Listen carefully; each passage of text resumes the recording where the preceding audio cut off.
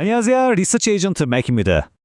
오늘 시장을 관통하는 키워드를 딱 하나만 꼽으라면 저는 거대한 분기라고 하겠습니다.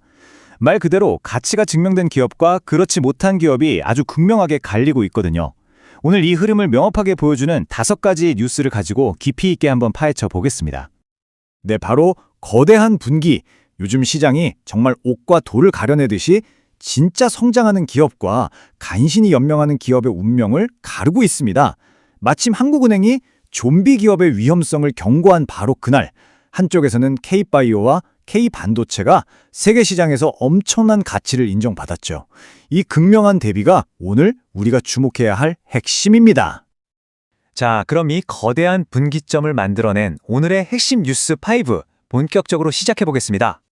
오늘 우리가 함께 살펴볼 5가지 이야기입니다. K바이오의 잭팟부터 K반도체의 확신, 그리고 시장의 발목을 잡는 좀비 기업 이야기와 거시경제 환경, 마지막으로 2차 전지 섹터에서 나온 흥미로운 역발상 투자까지 이 5가지를 통해서 지금 시장의 지형도를 명확하게 그려보겠습니다. 자, 첫 번째 핵심 뉴스입니다. K바이오가 이제는 혹시나 하는 가능성이 아니라 세계 시장에서 통하는 확실한 가치를 증명해냈습니다. ABL 바이오가 글로벌 빅파마죠. 일라일 릴리와 기술 이전 계약을 맺었는데 그 규모가 얼마냐면요. 무려 3조 8천억 원에 가깝습니다. 계약금만 해도 585억 원. 정말 엄청난 숫자죠. 시장이 주목할 수밖에 없었습니다. 근데 여기서 정말 중요한 게 있어요. 이게 단순히 신약 후보 물질, 그러니까 파이프라인 하나를 판 게 아니라는 점입니다. 바로 그랩바디라는 플랫폼 기술 자체를 인정받은 건데요.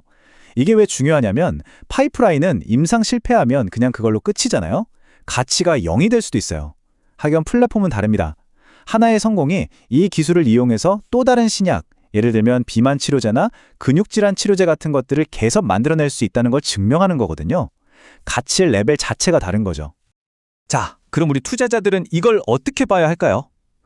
딱 정리가 됩니다. 이번 딜은요, K바이오 기술력이 지금 전 세계에서 가장 핫한 비만 치료제, 그리고 플랫폼 기술이라는 2가지 메가 트렌드에 정확히 부합한다는 걸 보여준 겁니다. 그동안 K바이오, 특히 코스닥 바이오 기업들이 저평가받았던 이유가 상당 부분 해소되는 거죠. 그래서 전략적으로는요, 지금이 포트폴리오의 바이오 비중을 바로 늘려야 할 때입니다. 특히 알테오젠이나 리가켄 바이오처럼 독자적인 플랫폼 기술을 가진 기업들을 눈여겨봐야 합니다. 두 번째 핵심 소식, 반도체로 넘어가 보겠습니다. HBM, 이제는 희망이나 기대감이 아니죠. 완전한 확신의 영역으로 들어섰습니다. 정말 기가 막힌 타이밍에 2가지 소식이 같이 터졌습니다.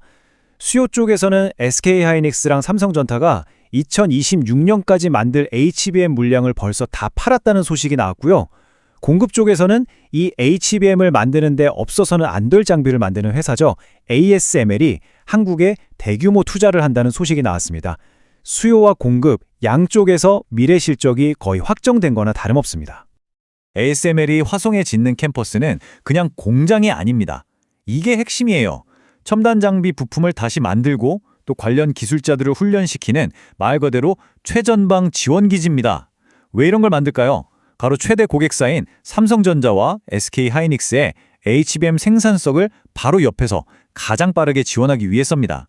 ASML의 핵심 역량을 한국에 아예 심어버리는 굉장히 전략적 기술이라고 볼 수 있죠. 그래서 투자자 입장에서 핵심 포인트는 이겁니다. HBM이 진짜 될까? 이 논쟁은 이제 끝났다는 겁니다.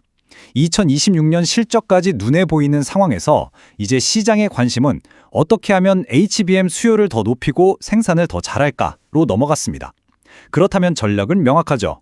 포트폴리오의 중심은 당연히 SK하이닉스와 삼성전자가 되어야 하고요. 더 높은 수익률, 즉 알파를 노린다면 한미반도체나 HSP처럼 누구도 따라할 수 없는 기술로 생산성 향상에 직접 기여하는 소부장 기업에서 찾아야 합니다.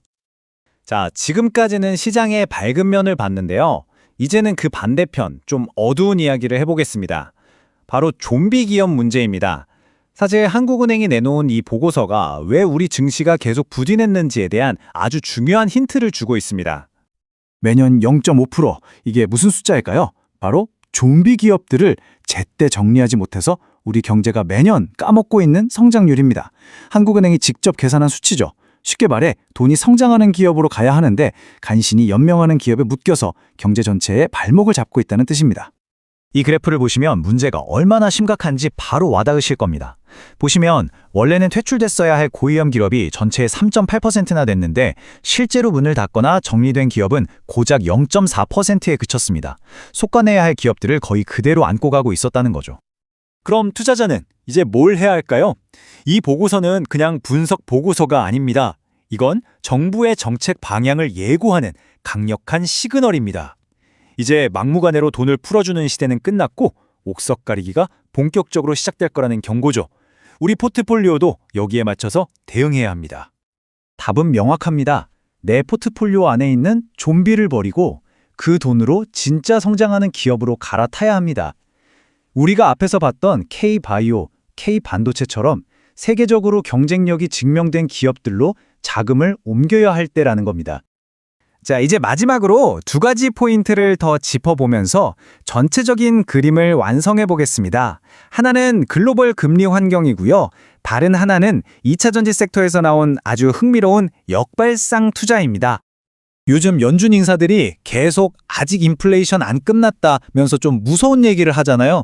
근데 재밌는 건 시장이 이걸 별로 신경 안 쓴다는 겁니다. 보세요. 미국 10년물 국채금리가 4% 초반까지 떨어지면서 안정되고 있어요. 이건 채권 시장의 큰손들이 앞으로 경기가 좀 둔화될 거라고 베팅하고 있다는 뜻입니다. 경기는 살짝 둔화되는데 금리는 안정된다? 이거야말로 성장주한테는 더할 나위 없이 좋은 골디락스 환경이죠. 이런 상황에서 포스코홀딩스가 아주 대담한 수를 뒀습니다. 1조 원이 넘는 돈을 리튬 확보에 쏟아부은 건데요. 지금 리튬 가격이 고점 대비 85%나 폭락해서 다들 곡소리를 내고 있잖아요. 근데 포스코는 지금이야말로 원료를 싸게 사들일 골든타임이라고 본 겁니다. 위기를 기회로 본 거죠. 자, 투자자 입장에서 이게 뭘 의미할까요? 산업의 판도를 가장 잘 아는 핵심 기업이 이제 슬슬 바닥인 것 같다는 신호를 보낸 겁니다.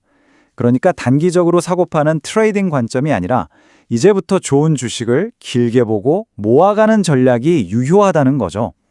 특히 셀업체보다는 소재 쪽에 집중하면서 포스코홀딩스나 에코프로비엠 같은 우량주들을 분할해서 사모으기 시작할 타이밍이라는 신호로 볼 수 있습니다.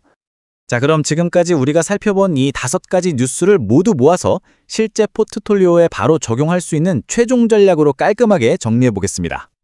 이 표가 오늘 내용의 핵심 요약입니다. 전략은 아주 명확해지죠. 첫째, 글로벌 시장에서 가치를 인정받은 K바이오, 그리고 2026년 이익까지가 보이는 HBM 반도체, 이 두 섹터는 비중을 늘리는 비중 확대입니다. 둘째, 한국은행이 직접 경고한 좀비 기업들, 이쪽은 비중을 줄여야겠죠. 비중 축소입니다. 마지막으로 2차 전지 소재주, 업계 리더가 바닥 신호를 줬으니 이제 장기적인 관점에서 분할 매수를 시작해 볼 만합니다. 그리고 이 모든 성장주들에게 시장 금리가 안정되는 지금의 환경은 분명히 긍정적입니다. 네, 오늘 준비한 내용은 여기까지입니다. 늘 말씀드리지만 오늘 분석은 여러분의 투자 판단을 돕기 위한 정보 제공이 목적이지 특정 종목을 추천하는 것은 아닙니다. 모든 투자의 최종적인 결정과 책임은 투자자 여러분 각자에게 있다는 점 꼭 기억해 주시면 감사하겠습니다.